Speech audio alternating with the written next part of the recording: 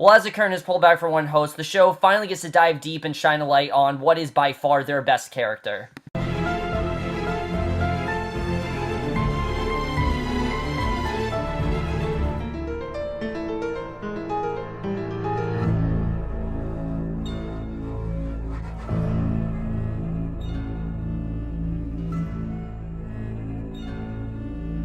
Hey guys, I'm here for Westworld, Season 1, Episode 6, The Adversary, and I was definitely looking forward to this episode. Every single episode of the show just seems to be getting better and better and better, and last week's episode especially was just very impressive with the direction that we were headed, with the knowledge that we were getting, and just the way that things were moving. I was really excited to see the way things are going to be, and this by far was the best episode the show has given us. This episode was emotional, it was heartbreaking, and it was also very, very satisfying, because while this episode did have stuff going on, it almost was an entirely Maeve-centric episode. And let me just say that after this episode, Maeve definitely is my favorite character. I love where they're going with her. This was absolutely Tandy Newton's episode. She killed it in this episode. If she doesn't win an Emmy after this, I don't know why. She definitely deserves it, but there's so much great stuff going on this episode, and not just with Maeve. There's other great stuff going on, but let's just get in this episode because there definitely is a lot to talk about. I have so much to say about it, and I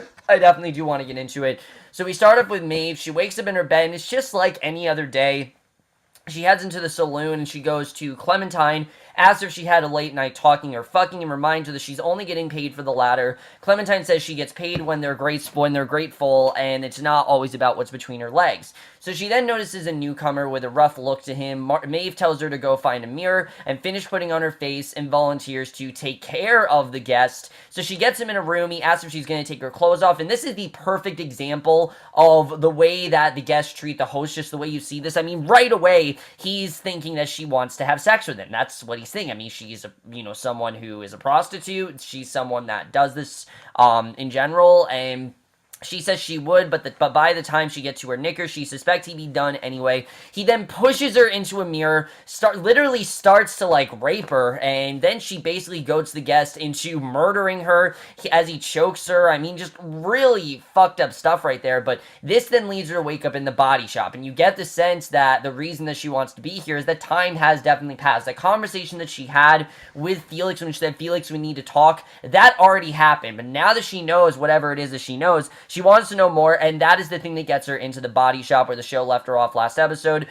Just right off the bat, a really good way to show where Maeve is headed and what her motivation really is. She wakes up, she sees Felix and asks him where they were, and I really did love the way the episode started. Just overall was off to a really great start there, and Tanya in general was just really killing it there.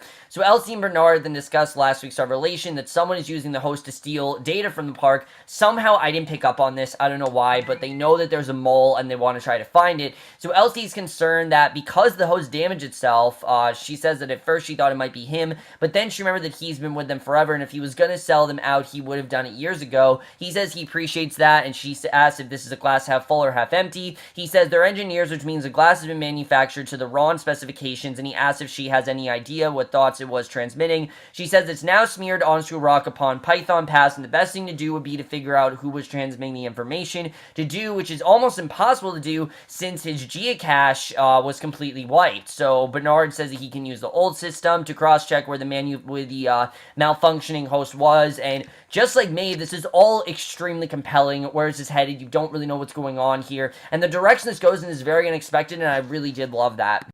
So Bernard then heads down to lower levels to check. He discovers that there are actually 5 other hosts running around the park that aren't linked up to the park's current system. So there's 6 strays for some reason. We don't know why, but someone has sent out 6 strays to, I guess, basically sabotage the park. That's what I'm getting from it. And Ford and a team of employees walk into Lawrence's old hometown, and I thought it was cool to see Ford out of his element in this episode. We're so used to seeing Ford all closed up, in headquarters, having the power over Bernard or chastising someone, and in this scene, this was way different. This was more of getting us to see Ford, why he designed this, what he really plans to do. I really like that. Ford and the team of employees walking to Lawrence's old hometown. Although the employee says they'll need to demolish the town for a planned canyon, part of Ford's new storyline, Ford says they disrupted the park enough and says to stop the canyon, destroy the town. And as he leaves, he looks knowingly at a carving of the maze symbol. And when he returns to his office, he pulls in a notebook. He looks at a sketch of the maze's symbol, and he knows that there's definitely something about the maze. And we finally get some insight, actually, about the maze, which I loved. I love that we now know what's going on with it, because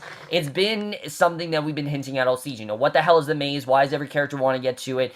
Now we don't know still why they want to get to it and what's really going to benefit them. We do know, however, where the maze came from and how this all originated. Basically, we see the Man in Black and Teddy, they run into Pariah, but the town has been cut off by rebels, and as they walk, Teddy explains some of the mythology of the maze, says it's a sum of a man's life, the choices he makes, dreams he hangs on to, and there at the center, there's a man who's been killed countless times over and over again, who always clawed his way back to life, and who built the maze so people would actually stop killing him, which is understandable. I mean, obviously, I wouldn't want to be killed over and over again, but that's probably why the hosts are killed over and over again, because of this man, and they approach the rebels. The Man in Black asks him how else they're supposed to get over the border, since Wyatt's got what they both want, so that's where they have to go. Teddy says there's another way, but it's a little treacherous. The Man in Black says they can get their hands dirty, and Teddy says that that's not his concern. He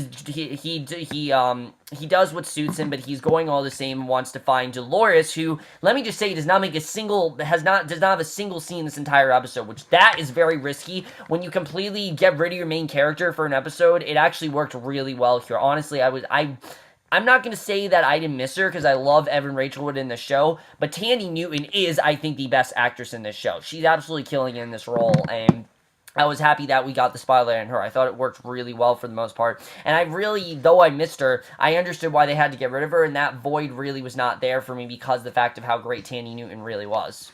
So we then get a scene that very much could have come across as, I think, a huge exposition dump, but because of how the show is so focused on the host's emotion and them learning things, I mean, it didn't come across as exposition. It came more across as this had to happen eventually. We see Felix explains to Maeve that she's a host who was programmed to act a certain way by the engineers, and just seeing all of this, hearing Maeve learn all this, is insane to think about now that they have this knowledge. I mean, this is the one thing that Ford wanted them to never know. He wanted them to always be under his control. For them to know all this stuff, I mean, it really is starting to mess with them, and Maeve says that no one asked her to do something she doesn't want to do, and he says it's part of her character. She's hard to get even when she says no to the guests. It's because she was programmed not to, and she asks the employees if he's real, and as she can't tell the difference between herself and a real live person, which I found very interesting, the fact she can't tell the difference, and she touches his hand and says they feel the same. He says they do, and they look the same, but the one big difference is the processing power in her head is much different than what they have. It's got one drawback, though: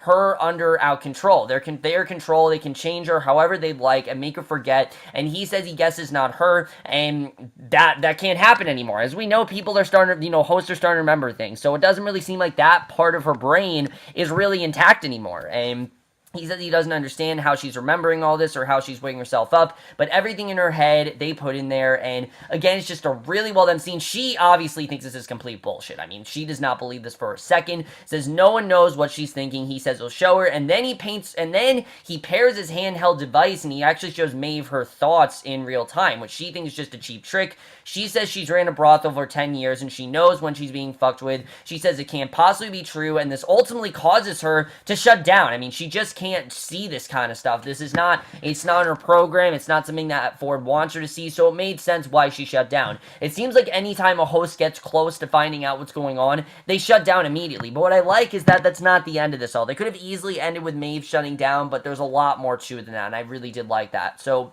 Bernard goes to Cullen, and we get this really heartbreaking scene between these two. I was surprised by the way this unfolded, really, but he asks her if she has a minute since there's something he needs to talk to her about. She says that she was just about to call for him. He asks if everything's okay. She says that Ford knows about them, and he asks if it matters and says that they're consenting adults, and she says consenting adults in business departments that they're supposed to keep each other in check, and says that their relation will raise questions for the board about her objectivity. He says he has never known her to go easy on her department. She says that this can't go on any any longer, and although this was fun, it's over. They can't continue this anymore. And just like that, it seems like these two are broken up. He says that he can be impartial. She asks if he can to his team or Ford, and says leadership as of late has been quite questionable. He says he doesn't think he's the problem. She says it's not his job to diagnose safety problems, it's hers, and said that there's nothing else they're done. And I love that she still remains in power in this scene, and it very much shows the way that she kind of treats him like he's a host. I know there's that theory going around that Bernard is a host, and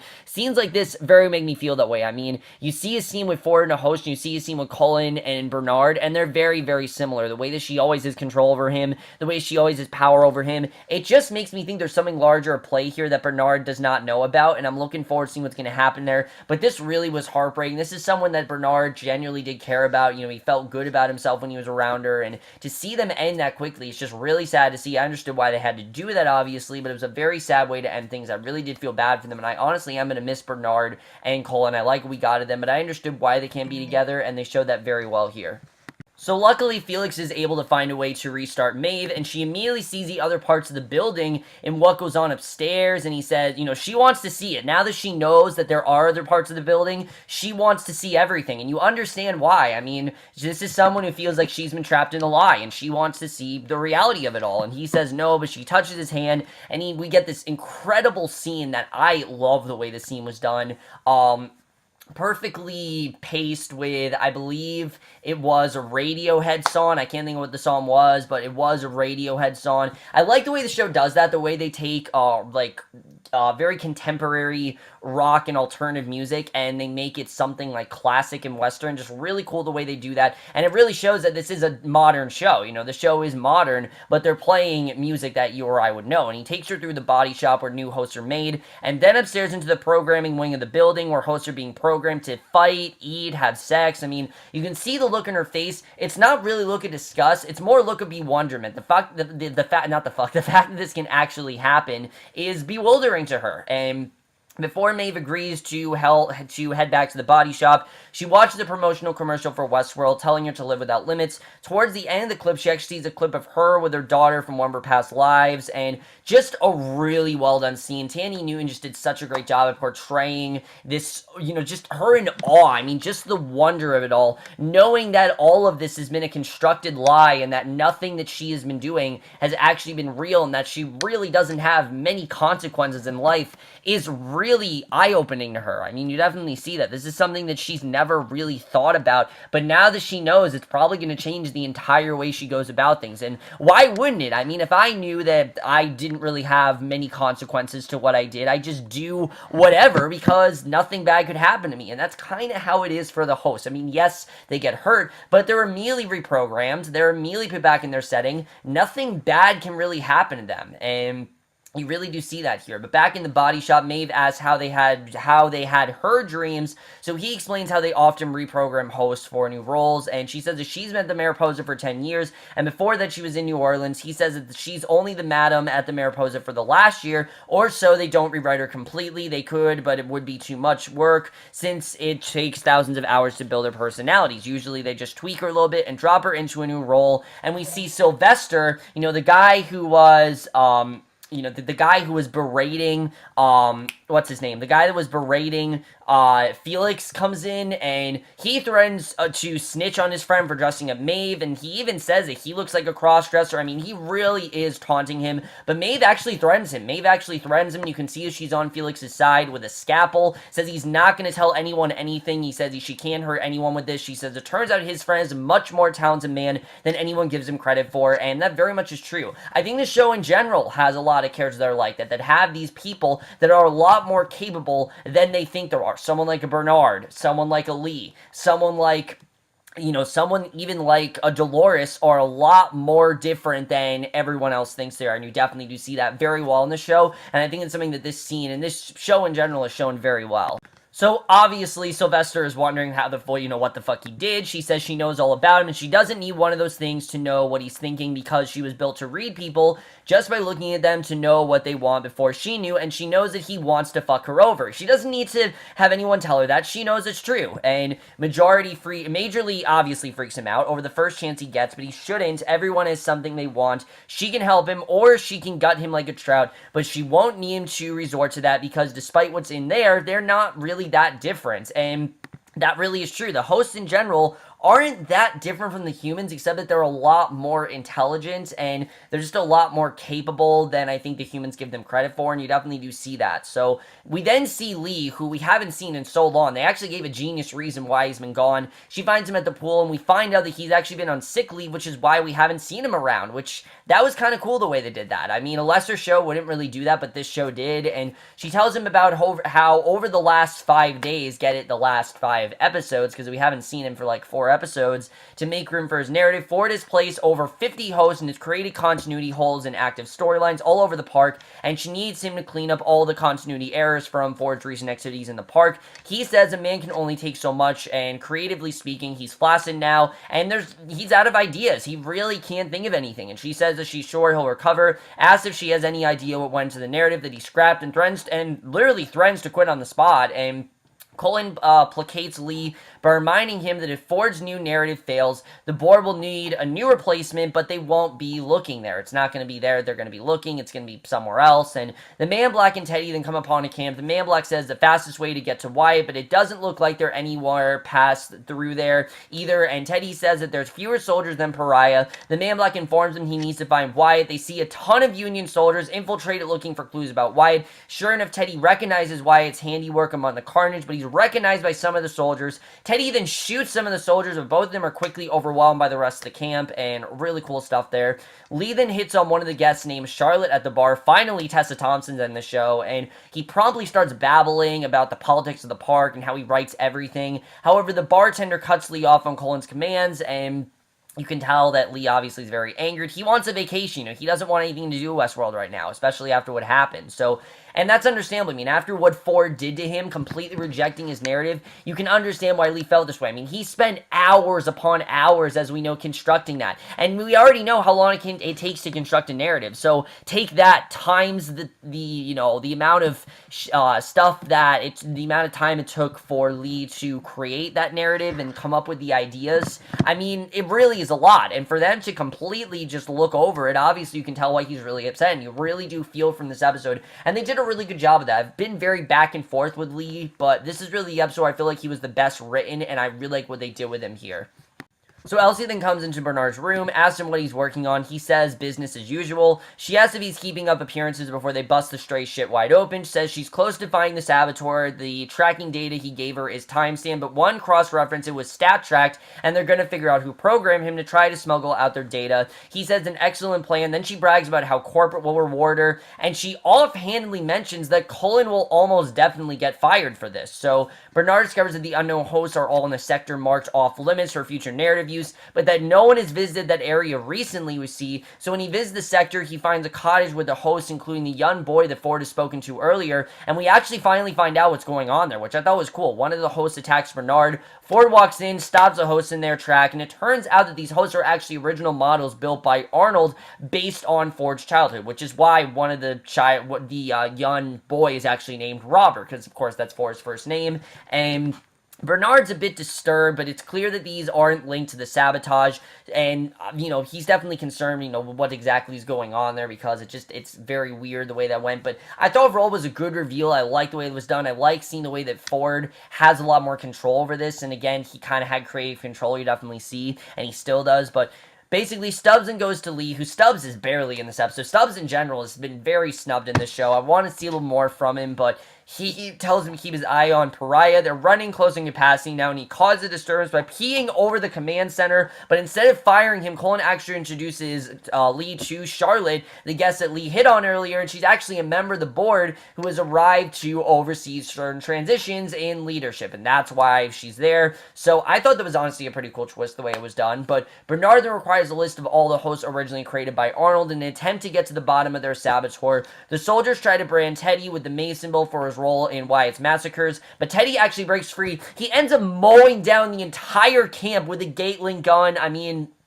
that was surprising. The way that he was able to take every single one of them down that quickly, I loved. And the show is taking him from being a character that gets killed off every episode to someone who is a badass, and I love that. And Teddy also has a flashback that confirms he used to work alongside Wyatt, and if this is the direction we're going with him, where he's going to end up a lot more rebellious and kind of be like the Man in Black almost, I really love where this is headed. I think it's absolutely the right direction for Teddy, and I can't wait to see where this is headed. Definitely where he needs to be.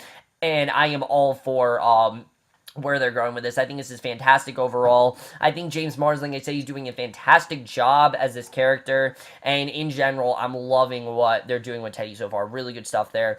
Elsie tells Bernard that the satellite is a Devo satellite and that the voices the hosts have been hearing was caused by a broadcast inside the park. She heads to an abandoned theater inside the park to find the source of the transmission. Ford then finds his younger host, Counterpoint, says he wants to play fetch with the dog host. However, the Robert Boy shows Ford the dog's body dead with blood pouring from its mouth. Really weird scene overall, but again, I like the way that was done. So then we get to this really great twist where Elsie finds the transmitter in the theater. She pulls up a list of previous users, and meanwhile, Bernard visits Cullen. He was about to tell her about his suspicions about Ford, but Elsie calls him and says that Cullen is actually the saboteur, we find out. And this actually makes perfect sense if you really think about it. Why would Cullen not want to continue this with Bernard? Why would she be so intent on, trying to stay as, someone who's looking out for each other? And why would Cullen be so confrontational when it comes to Bernard? Because she's clearly, sabotaging the park. And Elsie also warns that something bigger is going on in the park, but Bernard says he'll have to call her back. And just the look on Bernard's face of him realizing that the one person that he's stuck by and kind of trusted in general is he can't trust at all. It's just really sad to see, and I thought overall it was a really good twist. I really did like where that's going. But Maeve, Felix, and Sylvester then go over Maeve's personality matrix, and Maeve wants to make some changes to her own personality. Sylvester protects her at first, but Maeve functionally blackmails him into complying. I like the way she did that, and the way that Maeve's able to get people and doing things for her, I really did like, and it's now vice versa, really. So Bernard calls Elsie back. Elsie says that someone else has accessed the other hosts and changed their prime directive. She suspects that it's Arnold, and he's saying, there's no way, Arnold's dead, but she knows that there's more to it. And Ford asks his younger host how the dog died. The host reluctantly admits that Arnold's voice told him to do it. Arnold told the boy that if the dog died, it couldn't hurt anything anymore. And I like that Ford's starting to get word that Arnold definitely is still out there, because we get this ridiculous storyline that, that people were crazy if they thought that Arnold was still out there, but I like this is going a different direction. I think overall, I really do love where this is headed, but basically we see Elsie make some sort of discovery and the data pulled from the transmitter, but she's grabbed from behind by an unknown party, so we have no idea what that could have been that she found or anything like that, so that kind of sucked. I was hoping that maybe we get something more there, but no, unfortunately she just had to be grabbed from behind. I don't know why, but she did. Who took her, I don't know. But the body shop employees then discover that someone else has been altering Maeve's code, but Maeve convinces them to make changes to her anyways, so they up Maeve's level of perception to its maximum level. After a brief moment, she gasps, she turns to the body shop workers, says they're going to have some fun. We have no idea what she's talking about, but that is the way the episode ends. Really incredible stuff overall, guys. Absolutely love this episode, but let's just get into it and talk about where I think the rest of the show is going to go.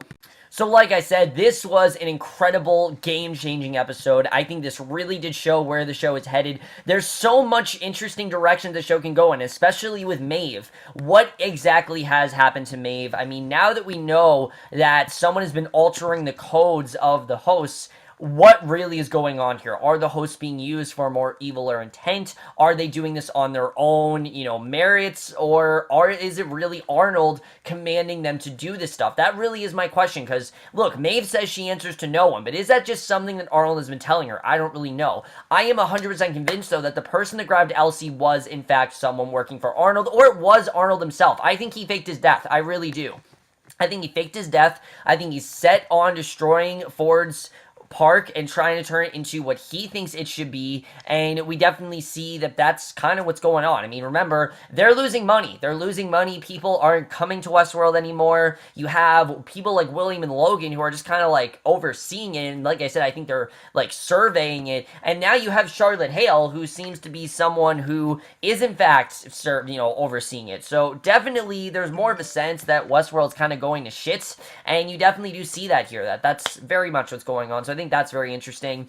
Now, what exactly is Cullen's goal? We don't really know, but Cullen, as we know, is now the one who's been the saboteur. She's the one who's messing with Westworld. She's the one who is kind of set on destroying it, and now you get why Ford was so antagonistic towards her and why he was so creepy towards her. He knew that there was something larger at play. He knew there was something going on with her, and he didn't trust her for a second, and honestly, that's understandable. I mean, now knowing what's going on and, what Cullen is actually capable of, I wouldn't trust her either. I completely side with Ford in that regard. I would not side with Cullen. I would not have Bernard trust her either. I really don't think Bernard should trust her. I don't think he will, but that definitely is in a very interesting place. And this whole thing with the dog's body, that scene in general was just very creepy, but it also makes sense. I mean, if Arnold is telling them to do this, why is he telling them to kill the dog? I mean, is this like a thing where they're going to start with the dogs and they're going to go to the guests? I mean, we really don't know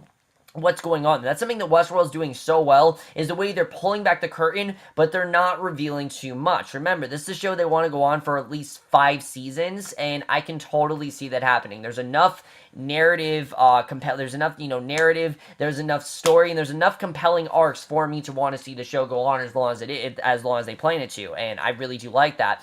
As far as Teddy, I love where Teddy's headed, where he is this more badass, killer Teddy who's just massacring everyone. I mean, it's a completely different Teddy than we've seen the rest of the show, but I think it's for the best, really. I love where this Teddy is headed. I think it's just going to be a lot of fun to see where he's going to go, and I really do love what they're doing with him.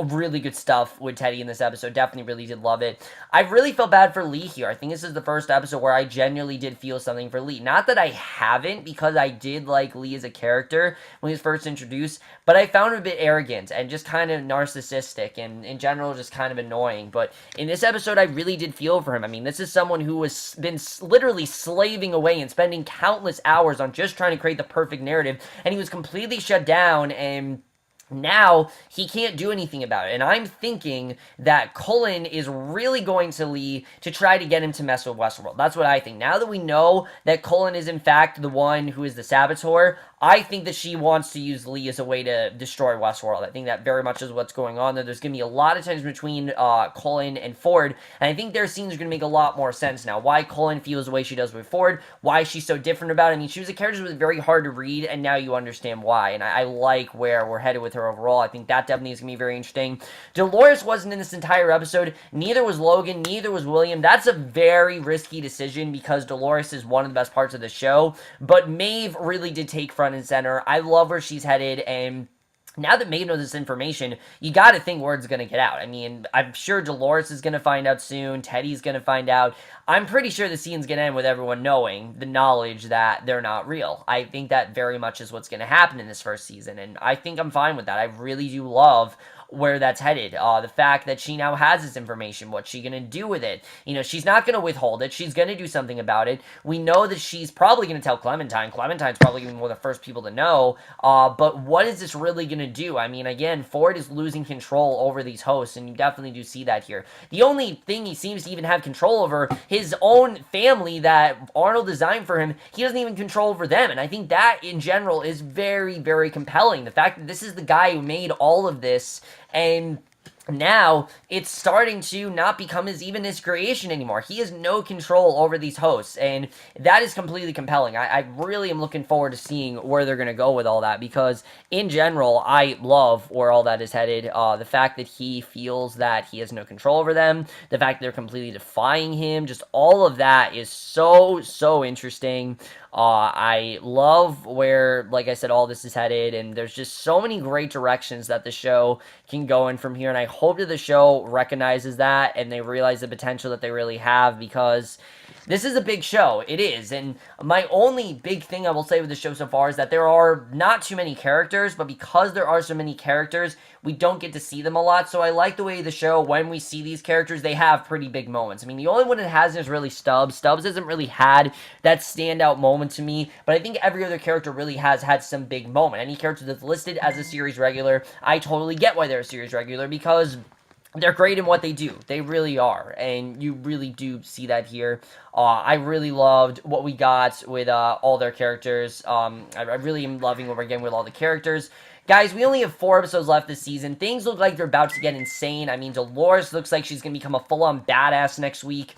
It looks like, Maeve is striking out. It looks like Ford doesn't really know what to do. He doesn't really have control. I think we're going to start to see Ford unravel more and more and more. The maze does not seem like it's something that he's very excited about. He honestly seems very worried about it, because, like I said, we have thought that the maze was known to benefit the guests, and now we're seeing it's really benefiting the hosts. I think this is really going to give the hosts the purpose to change their narrative. If the man can stop himself from being killed, they're going to stop themselves from being killed. They're going to stop themselves from living this life. They're going to go in the direction they want to, and I think the maze, that is going to be the sole thing that gets Ford to possibly lose the host entirely, and that really makes me wonder about Bernard. There are a lot of theories out there about the show, but one of the most popular ones is that Bernard is in fact a host, and honestly, I'm starting to believe it. I really am. Just the way that people talk to him, the way that people look at him, it's not like the way they look at the other hosts. I mean, yes, Bernard's been there for so long, but ever since Ford talked to him, I always felt like he's just another host. I mean, the way that he talks to him, the way that Ford treats him, it seems like I think that he was a host, and that basically, what ended up happening is that Ford, this is just theoretical. This is what I think happened. I think Ford saw Bernard as a host. Bernard somehow became a stray. He striked out, and Ford saw the potential in him, so he decided to make him, a human and try to take him on, take him under his wing, and that is why Bernard has been working as long as he has. I think that overall is very interesting, but I don't know if that's true. It just is starting to seem like it could definitely make sense if he is in fact a host. I could definitely see that happening. The whole William is Logan theory is, the whole William is the Man in Black theory is absurd. I don't believe that for a second, but I am still interested in seeing what that's all about, really. What is the Man in Black really all about? And I'm really starting to think that he's not just there to see the ending of this. He's definitely there for a larger purpose. In fact, I think all the characters are there for a larger purpose. I think we don't really know what's going on yet. I think we're starting to get clues, but we still don't know the real stake and the real idea of what's really going on. And that's the thing that really keeps me watching the show and really makes me on edge throughout it. And I absolutely love that. I love where the show is headed. Overall, guys, the most guys saw this episode. Absolutely loved everything about this episode. I thought this is the episode that I have been waiting for. This episode gave me pretty much everything that I love in the show. It had the great characters. It had the great acting. It had some really compelling scenes, and just really gave me what I wanted the show to give me. But that's in my review. Hope you guys enjoyed. Let me know what you guys saw this episode. Left your thoughts on it. Like I said, Tandy Noon, if she doesn't win an Emmy, or at least get nominated, I'll be very surprised, as well as many other actors who deserve it, definitely. But that's my review. Hope you enjoyed. We'll see you guys in my next video, which will be for tonight's episode of Supergirl, and we'll see you guys for that. Okay, bye.